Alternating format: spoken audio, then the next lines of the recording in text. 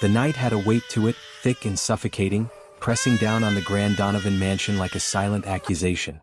The chandeliers reflected pale light on walls that had once been filled with laughter, now hollow and cold. Joel Donovan, a man whose name had commanded respect in boardrooms across the world, felt stripped of every ounce of control he once possessed.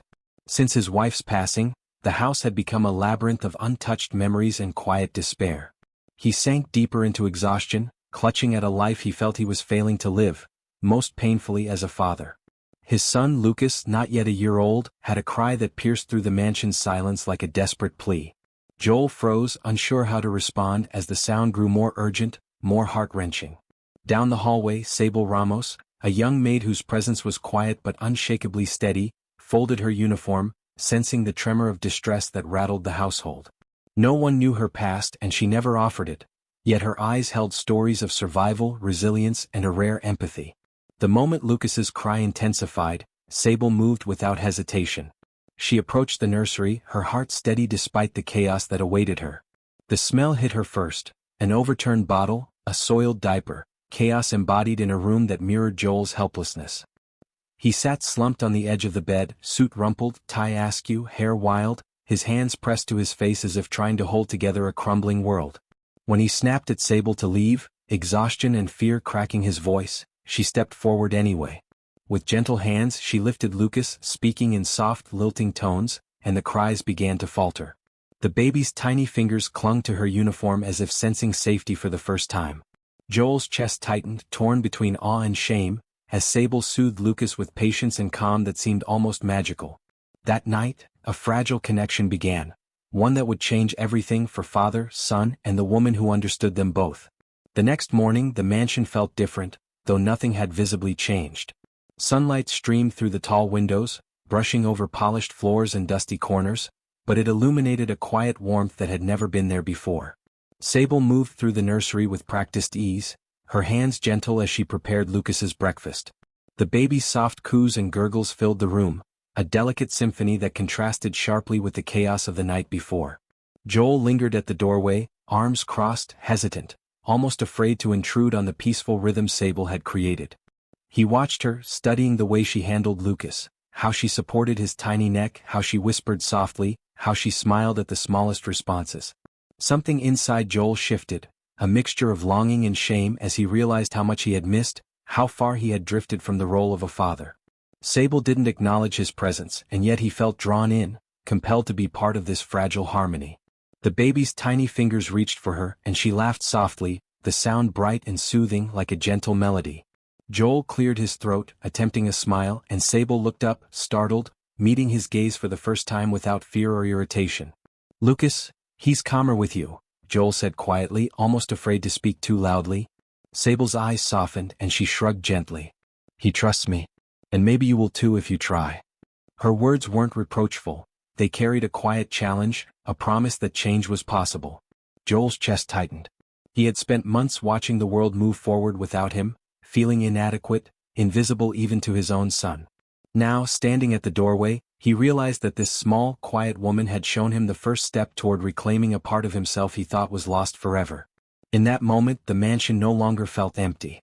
The walls, the sunlight, even the air seemed to breathe with a new life, one that could only grow if Joel dared to take the first hesitant steps toward being the father Lucas needed. And as Sable hummed softly to the baby, Joel felt a strange, unfamiliar hope rising, fragile yet undeniable, like the first rays of dawn breaking through a long, dark night. Days passed, and the rhythm of the mansion began to shift in ways Joel hadn't anticipated.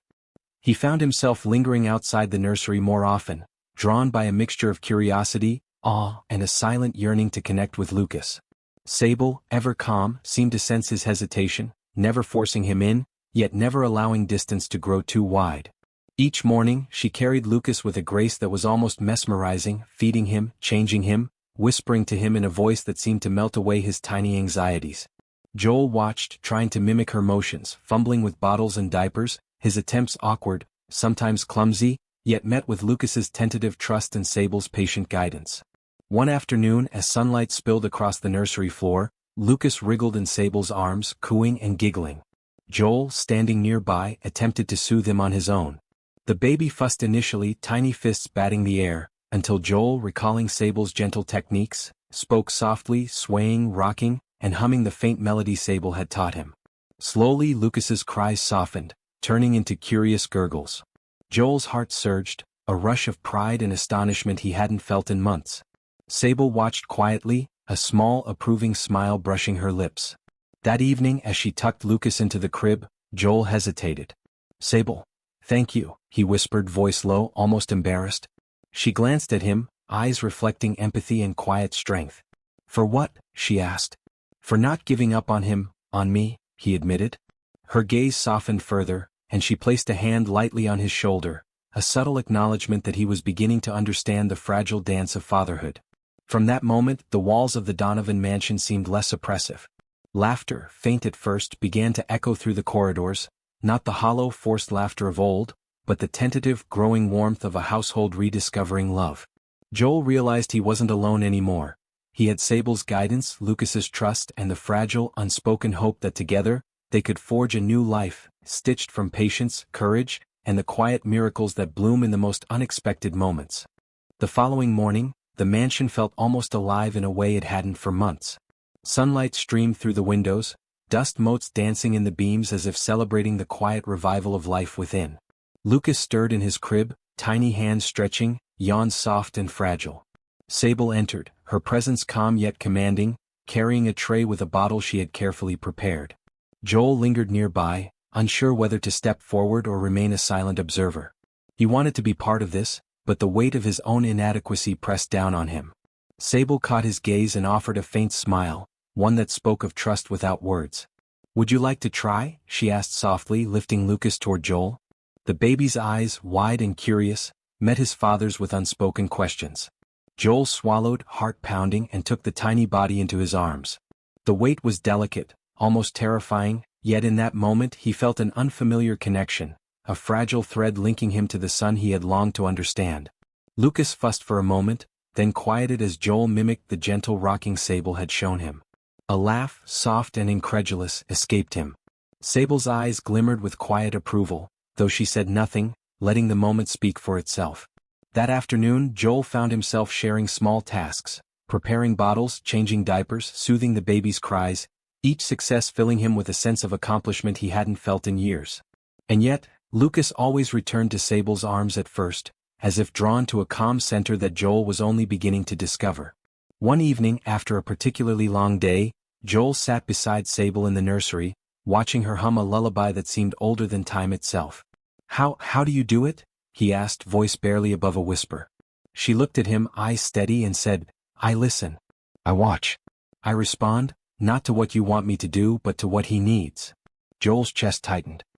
He realized then that fatherhood wasn't a series of instructions to follow. It was a language of patience, attention, and empathy. And Sable, with her quiet strength, was teaching him to speak it. That night, as Lucas slept peacefully between them, the mansion no longer felt empty. It hummed with possibility, with hope, and with the tender realization that even the deepest wounds could begin to heal when love was patient enough to find its way in. Weeks passed, and the Donovan mansion began to hum with a new rhythm, subtle but unmistakable. Joel found himself waking before sunrise, drawn to the nursery by a mixture of duty and a growing curiosity he couldn't deny. Lucas stirred, tiny eyes blinking against the soft light, and Sable was already there, moving with effortless grace, preparing his bottle and humming a lullaby that seemed to linger in the air long after she stopped. Joel watched her, realizing that every motion she made, every gentle touch, every soothing word, was teaching him more about patience, love, and presence than any book or boardroom lesson ever could. Today, Lucas fussed more than usual, wriggling in Joel's arms, tiny fists batting at the air. Joel's initial panic rose, but Sable stepped close, whispering calm instructions, guiding his hands, his voice, his attention. Slowly, the baby relaxed, eyes closing in trust, and Joel felt a surge of triumph he hadn't known in years. Later, as Sable tucked Lucas into the crib, Joel hesitated at the doorway. "Sable, how did you make him trust you so quickly?" he asked, voice soft, almost embarrassed. She looked at him, eyes reflecting quiet wisdom. "Because I listened to him.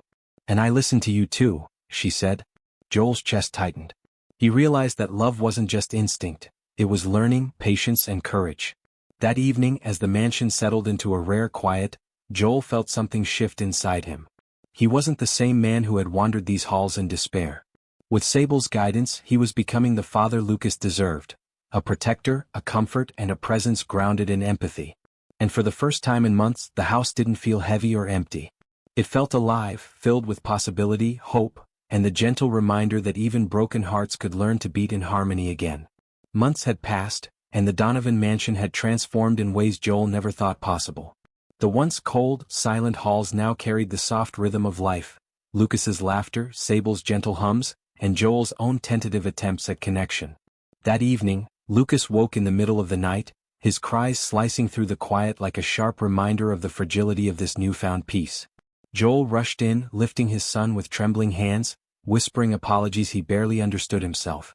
The baby fussed, tiny fists batting, until Sable appeared at the doorway, calm and steady as she always was. "You're doing fine," she murmured, guiding his hands, softening his motions with her quiet instruction.